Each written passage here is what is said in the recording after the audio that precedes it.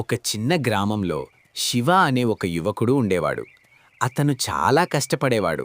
కానీ ఎప్పుడూ నాకు సమయం సరిపోవడం లేదు, ఇంకాస్త టైం ఉంటే బాగుండు అని బాధపడుతుండేవాడు.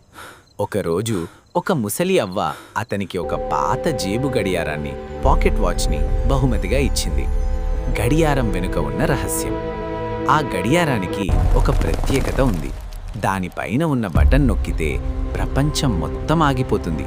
కేవలం శివ మాత్రమే కదలగలడు. శివ దీన్ని చాలా రకాలుగా వాడాడు.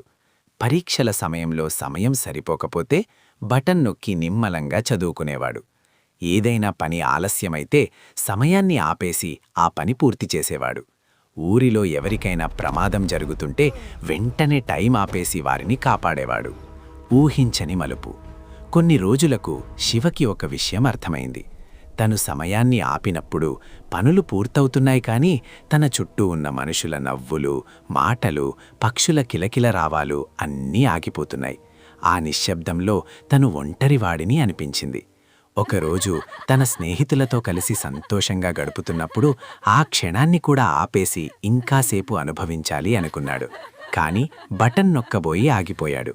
ఎందుకంటే ప్రవహించే నీటిలోనే అందముంటుంది, ఆగిపోయిన నీరు పాడైపోతుంది. అలాగే గడిచే కాలంలోనే జీవితముంటుంది అని శివ గ్రహించాడు. ముగింపు. సమయం తక్కువగా ఉన్నా ఉన్న సమయాన్ని ప్రేమిస్తూ బ్రతకడమే నిజమైన మాయ అని తెలుసుకున్న శివ ఆ గడియారాన్ని తిరిగి ఆ అవ్వకు ఇచ్చేశాడు. అప్పటినుండి అతను తన దగ్గరున్న ప్రతి నిమిషాన్ని విలువైనదిగా మార్చుకుంటూ సంతోషంగా జీవించాడు. నీతి. కాలం ఎవరి కోసం ఆగదు, కానీ మనం కాలాన్ని గౌరవిస్తే అది మనల్ని గొప్పవారిని చేస్తుంది.